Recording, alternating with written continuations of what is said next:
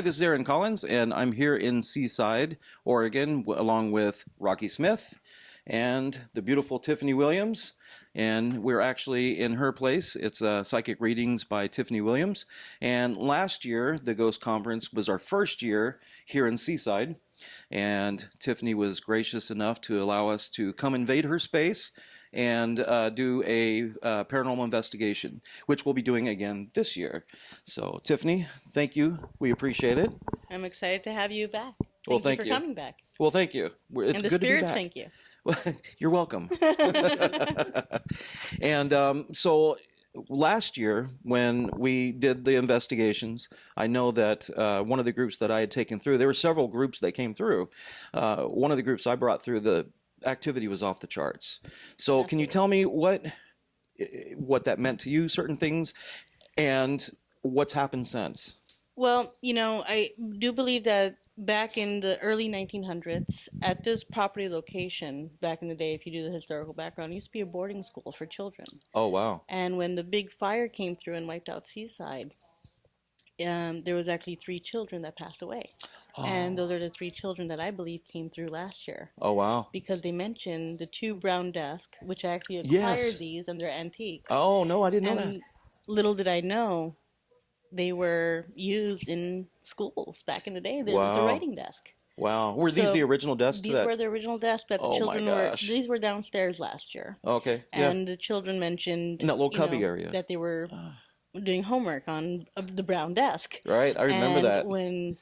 Since you guys left, I actually took out all the drawers and everything, and I found a little old note from 1920. Oh, no way. So I thought that was I can't make it out. It's all faded. Right. But you could see the date, 1920, and it was just kind of deteriorated. But anyhow. Now, when was the fire? When did that happen? I believe that was 1912, I think. Yep. 1912? Early 1900s. Okay. Yeah. Wow. So now you get a lot of children's spirits. I do get a lot of children's spirits through here. I am kind of more drawn to the children, I guess. I'm more like a magnet for them. Spiritually, they come to visit me all the time. It's amazing. I never felt fear or in danger. It was always a happy, cheerful kind of feeling. But I do believe the children are still downstairs, and for whatever reason, they're not allowed up here. I wonder if now, was there a second level when this was actually a school? That I'm not sure of. I'm not aware. I'm wondering if there wasn't a second level at that time. This particular building, Katie and Leroy Smith, the owners of the Bridge Tender, they also own this building. Okay. And this was finished being built in November of 2007. Oh, wow. So it is a newer building. Oh, right, But the property has a lot of history. I had a huge experience last year on the investigations with the little kids at the bottom of the stairs here in this building. It was probably one of my most powerful experiences. I mean, I was crying. I mean, the emotion of these little kids hit me really hard. And but even this information today is a little bit newer than I knew, because I didn't know who these little kids were. I could feel that there was little kids there, and so we had findings. They did when we asked, why are you here? They said fire, and they said help. Oh, wow!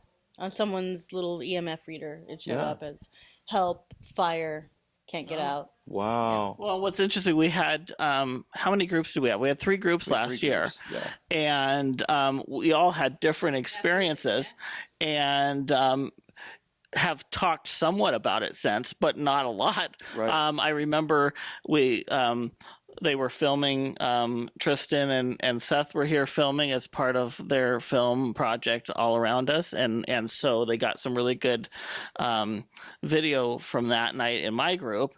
And then when they, much later, earlier this year, we had an interview about it and kind of watched the footage again because I'd forgotten some of the experiences we had last year here. And even talking today between me and you, we're finding things that happened in certain groups that didn't happen in others, and the connections between all of them. So we would definitely be back here for an investigation on Friday and Saturday night of the conference. Yes. Those are selling out quickly. Yes. And in fact, Saturday night, Saturday night was already sold out. So Friday night, there's still tickets. We may have to try to figure out a way for other people to do it. I don't know if that's possible, but we'll definitely be doing ghost tours both nights, and we'll be talking a lot about the history of Seaside, this building, and the bridge tender as well. I'm excited. I'm really excited for another event. Since you've been here last, to be honest with you, there's been a few stories. My neighbor, Leanne, who works next door at Seaside Bath Salts, when I'm not here at the shop, she hears children giggling and laughing upstairs. Oh, wow. She also feels like there's someone shuffling boxes or dropping things and then giggling or laughing. But she said when she hears people talk, more of the adult talk, it's almost like coming through an old-time radio, is how wow. she hears it. And when she's not there and I'm working late here, I can hear the same thing coming through her side of the store. Yeah. Ooh, that'd be interesting if we could capture it's pretty something like that on interesting. audio. And, for me, I've been an intuitive life coach and psychic since the age of 4. So I'm only 33 years of age, but I've been doing this for 28 years. Wow. And even after 28 years, there's still things that shock me. Wow. Yeah. Well, I know that we had a lot of great people on the tours last year, and very respectful of the area. Again, my groups, we had a lot of activity, and I know it affected each person in a different way. So now, last year was the first year that we were here in Seaside, and I think it went exceptionally well. We're all excited about being back here in Seaside, and I know there's a huge buzz online.